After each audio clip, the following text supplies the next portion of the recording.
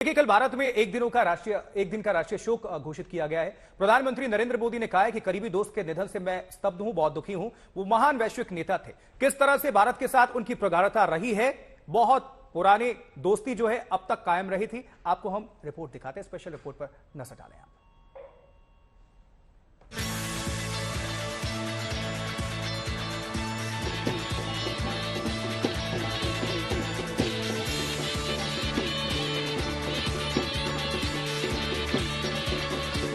जब दो राष्ट्राध्यक्षों की दोस्ती कूटनीतिक प्रोटोकॉल की सीमा तोड़कर आत्मीय रिश्तों में बदल जाए तो कुछ ऐसी ही तस्वीर सामने आती है।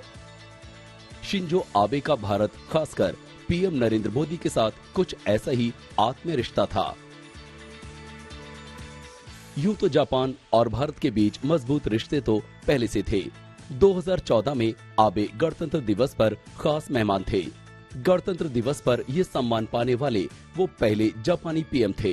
2014 में जब नरेंद्र मोदी प्रधानमंत्री बने तो इसके बाद भारत और जापान की दोस्ती का नया अध्याय शुरू हो गया। उसी साल अगस्त में पीएम मोदी जापान के दौरे पर गए, जहां भारत और जापान के बीच ग्लोबल भागीदारी के कई समझौते हुए। अगले ही साल यानी 2015 में शिंजो आबे रिटर्न ट्रिप पर भारत आए। पीएम मोदी उन्हें अपने साथ अपने संसदीय क्षेत्र वाराणसी ले गए। वहां उन्होंने गंगा आरती में हिस्सा लिया। दोस्ती का ये विहंगम नजारा देखने लायक था। ऐसा लग रहा था विश्व के दो बड़े नेता एक साथ मां गंगा का आशीर्वाद लेने आए हों। ये एक बड़ी दुख भरी दास्तां है कि जिस प्रकार से एक यूथ इतनी नजदीक आके पुराने प्राइम मिनिस्टर ऑफ जापान के साथ दो फायर करता है और उसके बाद फिर आत्मसंपन्न करता है, तो मुझे यही है, ओवरऑल आप यही कहेंगे कहीं ना कहीं सिक्योरिटी चूक है और बहुत बड़ी चूक, जिसका बहुत बड़ा नुकसान हो सकता है। मोदी आबे दोस्ती ने 2017 में अपने शिखर का स्पर्श किया, जब आबे अहमदाबाद के दौरे पर आए।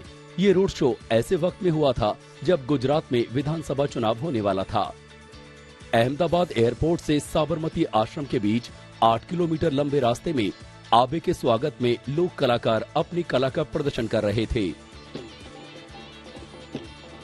आबे के लिए यकीनन अपने जीवन में ऐसा पहला अनुभव रहा होगा। रोड शो के बाद आबे ने साबरमती आश्रम में खासा वक्त बिताया और राष्ट्रपिता महात्मा गांधी की स्मृतियों को ताजा किया। ये आबे का ही कार्यकाल था जब अहमदाबाद मुंबई के बीच बुलेट ट्रेन चलाने को लेकर भारत जापान में डील हुई।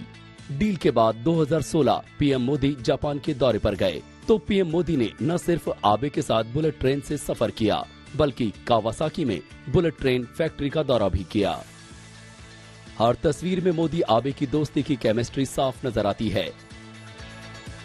पिछले साल जब वाराणसी में पीएम मोदी ने जापान के सहयोग से बने अंतर्राष्ट्रीय सहयोग एवं सम्मेलन केंद्र रुद्राक्ष का उद्घाटन किया तो पीएम मोदी को बरबस याद आ गए आबे। मैं भूल नहीं सकता, जापान के ही मेरे एक और मित्र शिंजो आबे जी।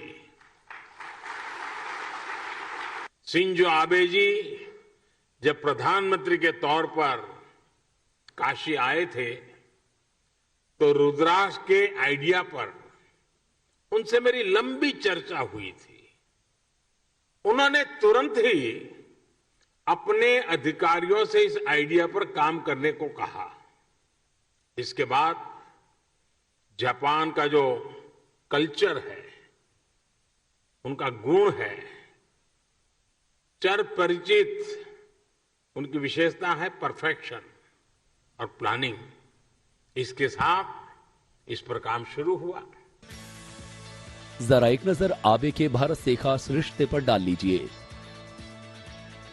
भारत का सबसे ज्यादा दौरा करने वाले पीएम रहे।